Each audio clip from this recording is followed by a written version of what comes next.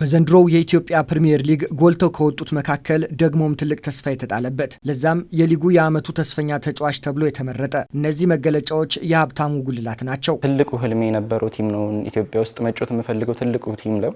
በዚህ ትልቁ ቲም ህልሜ በሆነው ቲም ይሄንን ክብር ማሳካቴ ለኔ በጣም ትልቅ ነገር ነው። ሜዳ ውስጥም በደንብ ከቡድን አጋሮቼ ጋር ለመጣመር እየሞከርኩኝ የተጫወትኩኝ ነበር።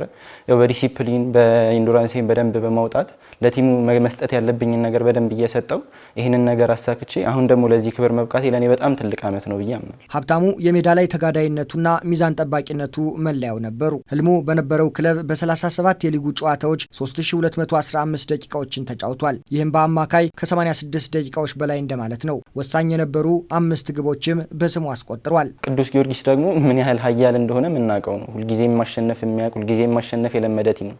እንደዚህ አይነት አሸናፊ ቲም ደግሞ መቀላቀል ምን ያህል ትልቅ ስሜት እንዳለው በደንብ ያውቁታል ሰውም ያስባል። ግን ለኔ በጣም የተለየ ስሜት ነበር። የልፋቴን የድካሜን ውጤት በእንደዚህ አይነት በትልቅ ቲም ስለካሰኝ ፈጣሪ ነው ለመሰግን የምችለው። ለአሁን መንገዱ ጅማሬው ለእርሱ ጥሩ ነበር። መነሻውን አብዲቦሩ ፕሮጀክት አድርጎ በምልመላ ታይቶ በተስፋ ቡድን አልፎ አሳምኖ የቅዱስ ጊዮርጊስን ዋና ቡድን እድል አግኝቷል። እግር ኳስን የጀመርኩት በአለም ገና አብዲቦሩ ፕሮጀክት ነው። እዛ የተወሰነ አመት ከሰራው በኋላ ነው ቀጥታ ወደ ሰበታ ዋናው ቲም ያደግኩት። ከዛም በኋላ ቅዱስ ጊዮርጊስ ወደ ተስፋው ተመልሻለሁ። እዛ 2015 አካባቢ መስለኛል የተቀላቀልኩት። ከዛ ተስፋ ላይ 2 አመት ተጮቼ አሁን ደግሞ ወደ ዋናው ቲም አድጌ አሁን ያለውበት እገኛለሁ። በግሉ ስኬታማ ይሁን እንጂ ክለቡ በከዚህ ቀደሙ ቦታው አልተገኘም። ክለቡ ከወራጅ ቀጠና ስጋት ተላቆ የተሻለ ደረጃ መያዙ ቡድኑን ጠንቅቀው የሚያውቁ ሰዎች መኖራቸው ደግሞም የነበረው የአንድነት መንፈስ ከጅምሩ አጨራረሱ የተሻለ ሆኗል ይላል የአመቱ ተስፈኛ ተጫዋች። የዘንድሮ የውድድር አመት በጣም ከባድ፣ በጣም ፈታኝ፣ ብዙ እንቅልፍ ያጣንበት፣ ብዙ የተጨነቅንበት አመት ነው። ግን ደግሞ በዛ ውስጥ ብዙ የተማርንበት አንድነታችንን፣ ህብረታችንን፣ በራስ መተማመናችንን አጠናክረን በወጣቶች ምን ማድረግ እንደሚቻል አሳይተን የጨረስንበት አመት ነው ብዬ አምናለሁ። የጊዮርጊስን ታሪክ በደንብ የሚያውቁ ጊዮርጊስ ላይ ብዙ ታሪክ የሰሩ እንዲሁም ተጫዋቹን በደንብ ጊዮርጊስን የሚያከብር ጊዮርጊስን የሚወድ ተጫዋች ነበር የነበረው። መጀመሪያ አመት አካባቢ የተፈጠሩት ነገሮች ነበሩ።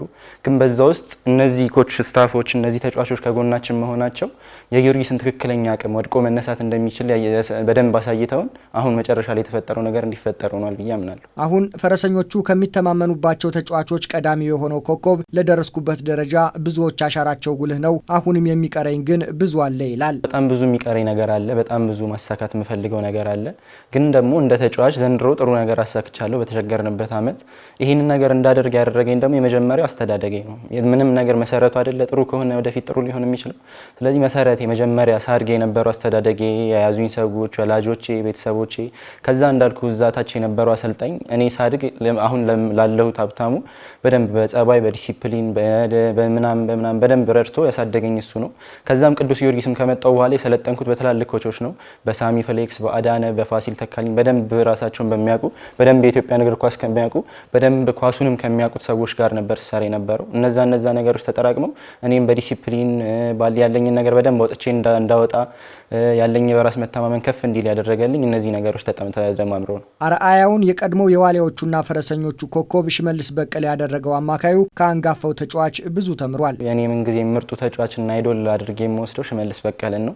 ያለው ጥንካሬ፣ ያለው ብቃት፣ ብዙ አመት መጫወት ከምንም በላይ የምፈልገው ብዙ አመት መጫወትን ነው። በዲሲፕሊን ባልተቆራረጠ ችሎታ ብዙ አመት መጫወት ፈልጋለሁ። እሱን ደግሞ በደንብ ያየሁት ሽመልስ ላይ ነው። ወጥቶም ብዙ ነገር አድርጓል። እኔ ደግሞ ከሱ የተሻለ ወይም ደግሞ እሱ ካደረገ የተሻለ ነገር አድርጌ መጫወት ፈልጋለሁ እግር ኳስ። በጊዮርጊስ ቤት ብዙ ነገሮች መሻሻላቸውን የሚያነሳው ሀብታሙ ጉልላት ክለቡን ወደ ቀድሞ ስኬቱ መመለስ ደግሞም ለብሔራዊ ቡድኑ ውጤት መትጋት ራስን በአዲስ ፈተና ከፍ ማድረግ የወደፊት ውጥኑና ምኞቱ ናቸው። ያኔ በተቸገርንበትም ጊዜም ብዙ ነበር የምናስበው። እስከ ዋንጫ እስከ መድረስ ነበር እያለምን የነበረው። አሁን ደግሞ እንዳልኩ የተሻሉ ነገሮች አሉ፣ የተስተካከሉ ነገሮች አሉ፣ በደንብ አድ የሚደረጉልን ነገሮች አሉ። እነዛ ነገር ሲስተካከሉ እንደ ግልም እንደ ቲምም ጥሩ ነገር አሳይተን ሁልጊዜ ማወቅ ፈልጋለሁ፣ ቻሌንጆችን ማድረግ ፈልጋለሁ። ስለዚህ አሁንም ገና ምንም የሰራሁት ነገር የለም። በጣም ብዙ ነገር ይቀረኛል እና ወደ ከተላላቆቼ በደንብ ተምሬ ናሽናል ቲም ጥሩ ነገር ለማበርከት ለሀገራችን ጥሩ ነገር ማበርከት ፈልጋለሁ። ከዛም በኋላ ደግሞ ወጥቼ ትልልቅ ሊጎች ላይ ራሴን ቻሌንጅ ማድረግ ፈልጋለሁ። ከትልልቆቹ በደንብ እየተማርኩኝ ያለሁት በደንብ እማራለሁ ወደፊትም። ስለዚህ እነሱን በደንብ አጠረቃቅሜ ትልቅ ቦታ ደርሼ ትልቅ ነገር ማድረግ ፈልጋለሁ።